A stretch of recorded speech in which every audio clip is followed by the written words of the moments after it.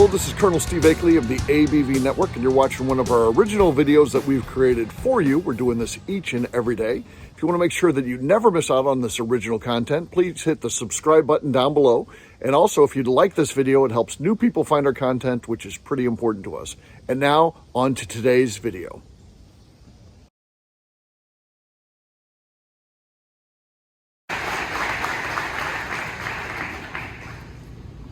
Thank you, Eric. It's fantastic to be up here again. Folks, it's a pleasure to be up here and have a chance to induct my dear friend. You know, I've known the Zoellers for over a decade. I first met Trey's dad, Chet, about 11 years ago.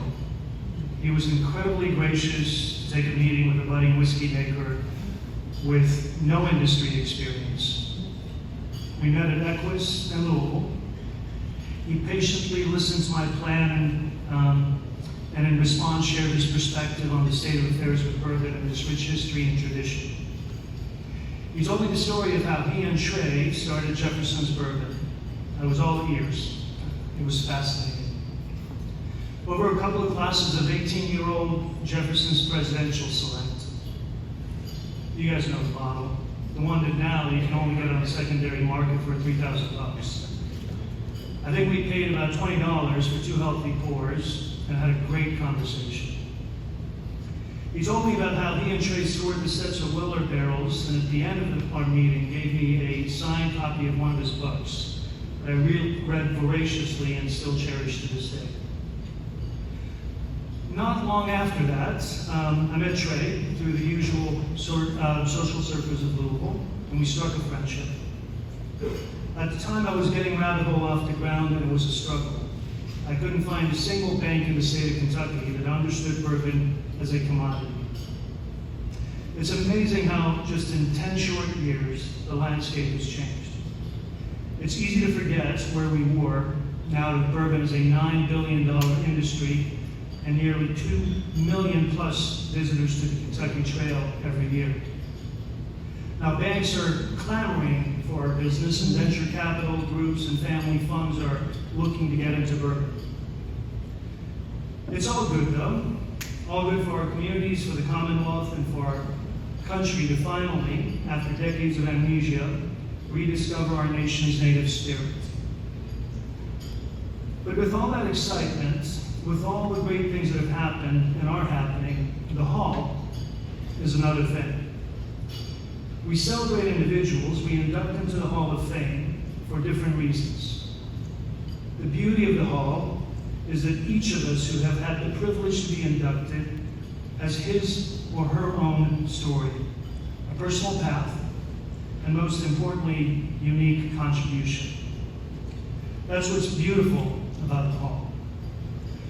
But mostly, it's special, it's meaningful because we recognize individuals who've sacrificed and showed passion and determination in making Kentucky bourbon what it is today. Sacrifice, passion, and determination. Think about those words. I think about 12 years ago when I started the sleepless nights, the challenges, but I then imagined what was it like 26 years ago when Trey and his dad decided to chase their dream of starting a new bourbon company. It was desolate. It was what the veterans of the industry have called the dark years of bourbon. Think about the courage, the wherewithal, the passion, and the determination to start a bourbon brand when nobody, and I mean nobody, was interested in bourbon. You couldn't give it away. When most folks were making light whiskey, chasing vodka, Trey was purposely focused on quality bourbon that deserves to be on par with the most celebrated whiskeys in the world. He recognized the gems and set out to shed light on bourbon and be on the forefront of its rebirth. And that, my friend, he was. These days, when I'm asked about how to get and navigate the industry, I remind budding bourbon makers that entrepreneurship is a contact sport. And to achieve your goal, you must have a clear vision. Well, Trey had a vision. He had a dream and a vision to start in one of the darkest periods of bourbon, to create a brand and take a different approach to blending and maturation. But let's be frank, Trey is controversial. You either passionately love his work or staunchly critical of it.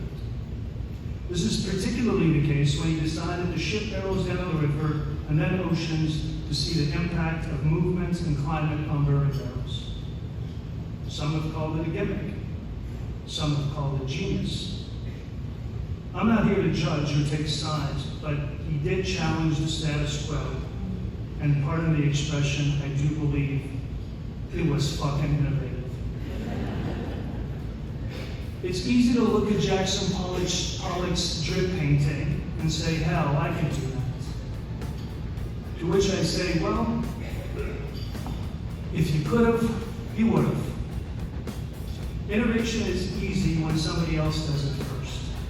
It's hard when you're the first one doing it. We need more people like Trey to challenge us to look ahead, because the best days of Kentucky bourbon are ahead.